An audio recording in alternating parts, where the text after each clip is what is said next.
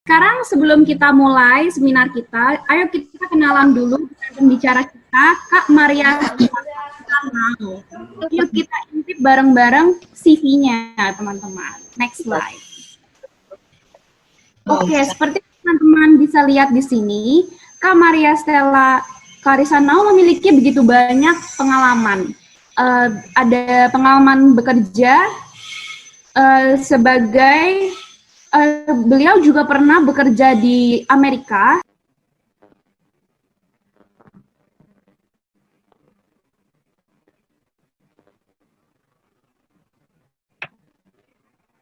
Mohon maaf, ini kenapa di-mute terus ya? Sekarang beliau sedang belajar di Inggris karena beliau mendapatkan beasiswa dari Chevening. Itu keren banget loh, teman-teman. Nanti teman-teman harus tanya lebih lanjut itu ya. Lalu beliau juga memiliki berbagai volunteer experiences sebagai founder dari NTT Muda yang masih berjalan hingga sekarang. Teman-teman juga sebaiknya menanyakan hal itu karena ini benar-benar menarik sekali. Oke, tanpa berlama-lama lagi, mari kita sambut Kak Maria Stella Clarisanau. Oke. Halo. Halo semua, selamat pagi di sana. Halo Kak. Halo Kak. Halo pagi. Clarissa. Perkenalkan nama saya Maria Stella Clarisanau, panggil aja Stella. Kalau di Indonesia sekarang mungkin udah mau jam 11 kali ya, jam 10 lewat. Kalau di UK sekarang di London jam 4 pagi, jam 4 lebih 14 pagi. Jadi maaf kalau suasananya lebih gelap, tidak terang dan segala macam karena di sini masih subuh. Terima kasih sebelumnya kepada teman-teman panitia dari Atmajaya Fakultas Pendidikan dan Bahasa yang sudah mengundang saya ke sini. Tadi sudah disampaikan sama Grace ya mengenai background saya. Mungkin supaya lebih jelas, saya perkenalkan diri sedikit lagi ke teman-teman. Saya Maria Stella Clarisanau, asli orang Nusa Tenggara Timur dari Pulau Flores, kalau teman-teman tahu, di kabupaten namanya Ngada. Bapak saya orang Bejawa, ibu saya orang Bowai, dua-duanya dari Pulau Flores, Nusa Tenggara Timur. Saya SD sampai SMA di Surabaya, kemudian kuliahnya di Hubungan Internasional Parahyangan Bandung. Saya mengambil hubungan internasional karena waktu itu tiba-tiba waktu SMA saya jatuh cinta sama bahasa Inggris, tapi itu mungkin baru SMA kelas 3 kali. Padahal ngambilnya IPA waktu itu. Jadi saya berpikir kayaknya saya pingin justru malah kepingin jurusan yang bahasa gitu, aneh. Makanya tadi saya dengar beberapa kata pengantar dari para senior baik dari pengajar maupun dekan ya, bahwa memang kita harus berpikiran global dan kita harus punya komitmen semangat yang tinggi terhadap studi. Itu saya sangat terasa sekali sih, karena bahkan di tingkat SMA saya tiba-tiba berubah pikiran, oke kayaknya mau ngambil bahasa gitu, dan it doesn't matter karena waktu itu saya it worked perfectly fine. Waktu saya masuk Unpar, saya adaptasi juga dibantu dengan teman-teman dan juga tim pengajar yang solid gitu. Selesai dari HI Unpar, itu kan kalau teman-teman tahu hubungan internasional biasanya arahnya diplomat. Berubah lagi pikiran saya, di tahun 2009, saya nonton pemilu Indonesia waktu itu, pemilu presiden, Bapak SBY lawan Pak Yusuf Kalla dan juga lawan Ibu Mega. Dan saya lihat senior saya waktu itu jadi wartawan di situ, dan dia reporter TV ya, dia menjelaskan bagaimana konstelasi politik nasional. Lalu saya berpikir, wah, apa jadi wartawan aja ya? Akhirnya malah berubah lagi. Jadi saya di tahun 2009 memutuskan untuk nanya-nanya ke alumni gimana sih sebenarnya dunia media, dunia TV gitu. Dan ketika saya lulus di tahun 2012, saya masuk ke Metro TV. Di Metro TV saya masuk tahun 2012, usai lulus dari Unpar. Di tahun 2014 saya kepikiran mau sekolah S2. Jadi udah mulai cari-cari tahu tuh, tapi ternyata waktu itu VOA, Voice of America, itu kayak TVRI-nya Amerika, mereka buka beasiswa untuk wartawan. Jadi wartawan yang pengalaman kerjanya di bawah 3 tahun bisa apply beasiswa itu. Jadi saya coba apply, ternyata dapat. Akhirnya saya dapat beasiswa dari pemerintah Amerika, dikirim ke Washington DC untuk internship di VOA selama setahun. Balik dari Washington DC, saya kembali lagi ke Metro TV, ditaruh di Istana Presiden. Jadi tugasnya meliput kegiatan Presiden dan Wakil Presiden. Kemana-mana mereka pokoknya kita, karena kalau yang ngikut, kalau teman-teman lihat Presiden dan Wapres itu kalau sering diikutin wartawan, dan pasti wartawannya itu-itu aja, karena nggak boleh ganti terkait masalah security ya. Jadi saya selama kurang lebih 2 tahun ikut beliau berdua. Kemudian saya dapat beasiswa lagi, coba beasiswa lagi buat sekolah S2 dari pemerintah Inggris. Dapatnya di UK, sekarang saya lagi studi. Jadi di 2018, sempat di akhir tahun saya pindah. Jadi saya berubah pikiran lagi, jadi saya pindah ke consultant firm, public affairs consultant, selama 10 bulan di situ, terus saya dapat beasiswa di UK sekarang dari pemerintah Inggris untuk studi political communication. Untuk volunteernya tadi udah sempat disebut mengenai NTT Muda, yaitu salah satu bentuk concern saya kepada teman-teman di NTT. Jadi semacam networking gitu, kalau anak-anak NTT butuh pandangan mengenai karir, pandangan mengenai beasiswa, transferring skill, transferring knowledge, mereka bisa akses ke senior-seniornya yang ada di NTT Muda, yang mana memang saya invite juga teman-teman dari NTT yang sudah sekolah di luar, yang tinggal di luar, yang sudah punya karir di berbagai sektor gitu untuk sharing ke teman-teman yang ada di NTT. Selain itu saya juga sibuk sebagai Presiden PP UK. Kebetulan itu semacam BEM lah kalau di kampus ya, tapi kalau BEM itu kan ada yang fakultas, ada yang BEM secara pusat gitu ya, maksudnya BEM yang paling utama itu. Nah, kalau PPUK sama, PPUK itu dia PPI UK, Organisasi Mahasiswa Indonesia di UK, yang paling utama, yang paling atas, tapi dia membawahi ada sekitar 33 cabang, jadi ada PPI di masing-masing kota. Itu kesibukan selain kuliah di MA Political Communication di Goldsmiths. Oke, mungkin kita bisa masuk ke presentasi kali ya. Presentasi di-share oleh panitia kan? Presentasinya di-share oleh panitia. Benar, Kak. Iya. Oke. Ke slide paling atas kali ya. Oke, surviving the college life during the pandemic.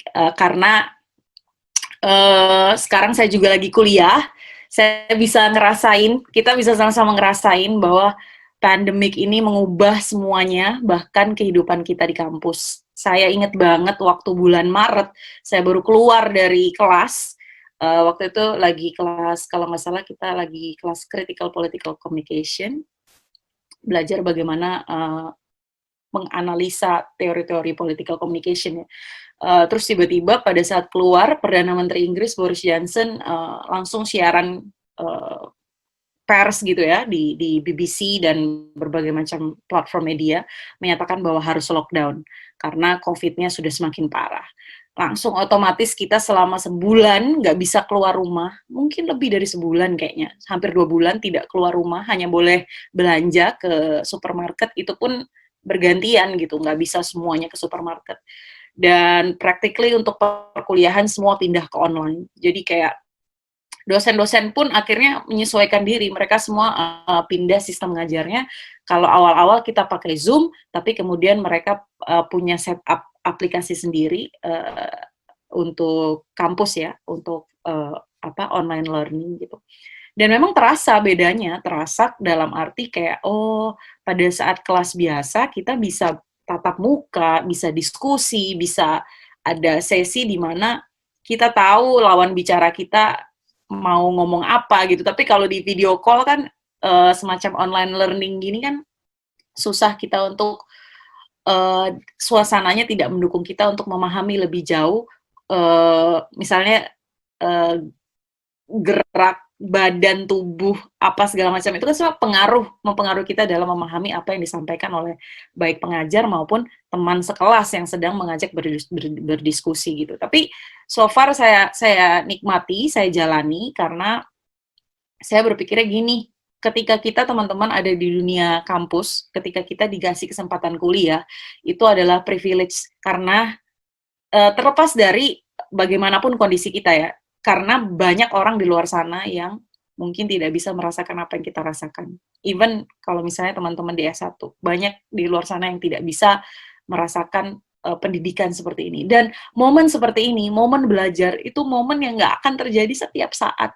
Dan itu hanya akan terjadi dalam satu momen dalam kehidupan kalian gitu loh. Jadi manfaatkan sebaik-baiknya dan semaksimal mungkin dengan situasi yang ada. Mungkin di slide berikutnya. What is going on during the pandemic? Kalau dari pengalaman saya selama saya studi di UK ini, online learning become part of our everyday life. Tadi saya sudah sempat singgung. Online learning jadi hal yang ya kita harus terbiasa gitu. Bahkan mungkin di titik kalau saya pribadi karena sudah hampir 3-4 bulan berubah jadi online, ada di mana saya sudah masuk ke titik jenuh gitu. Tapi kemudian ketika saya masuk ke titik jenuh, saya selalu mencoba mencari hal-hal di luar dari apa yang saya ikuti dalam perkuliahan. Misalnya saya ikut webinar-webinar lain yang mengajarkan ilmu-ilmu lain yang berkaitan dengan ilmu yang saya pelajari. Terus jadinya yang ngumpul, orang-orang yang bisa datang, orang-orang yang bisa bertemu di satu tempat, itu cuma limited number of people. Kalau di UK sangat terasa, saya yakin juga beberapa kampus di Indonesia, termasuk mungkin di Atmajaya, pasti akan memperhatikan jumlah orang yang berkumpul di dalam ruangan. Karena itu sangat mempengaruhi transmisi dari COVID ini sendiri gitu loh. Jadi, di ruangan-ruangan tertutup itu kita masih susah lah untuk bertemu dengan orang. Makanya sampai dengan saat ini kampus-kampus even di UK juga masih tutup, belum ada yang buka. Library juga tutup. Limited resource for studying, library tadi saya udah bilang itu tutup total. Yang biasanya library itu kalau di UK hampir di semua kampus bukanya 24 jam. Jadi orang-orang di sini itu senang banget belajar di perpustakaan. Sangat terlihat bagaimana mereka stresnya ketika perpustakaan tuh tutup.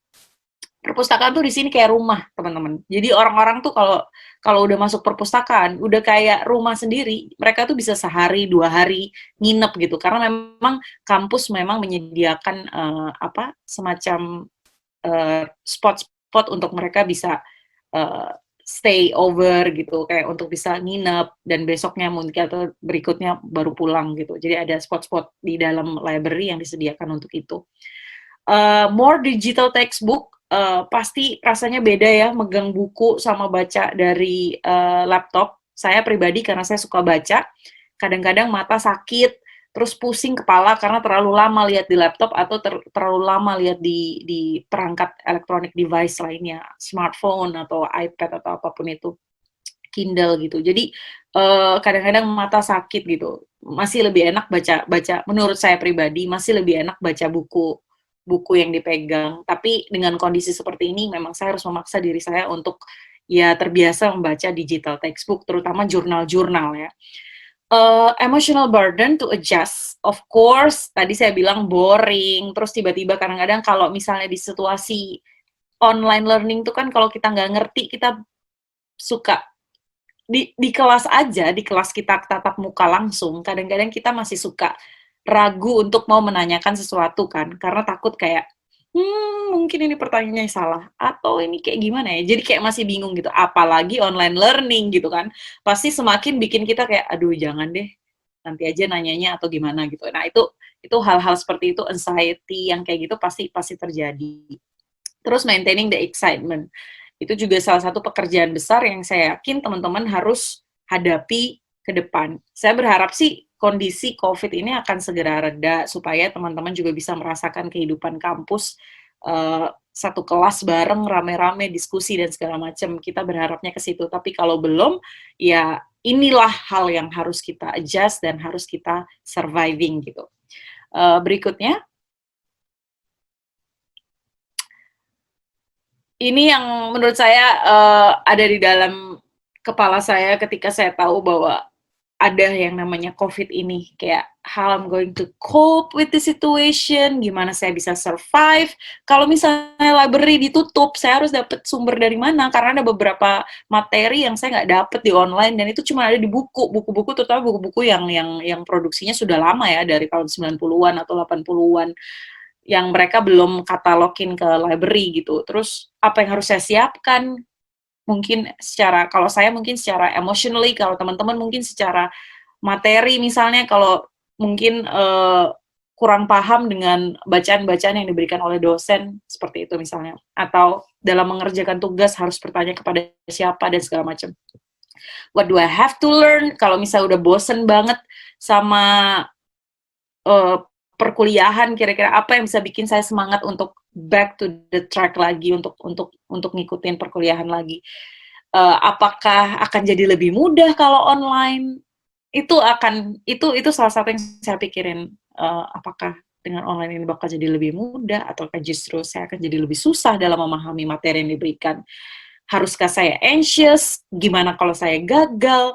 Dan gimana saya bisa menikmati momen seperti ini, yang saya tadi bilang momen sekali dalam seumur hidup ini, dengan tetap mendapatkan ilmu yang saya butuhkan gitu. Berikutnya,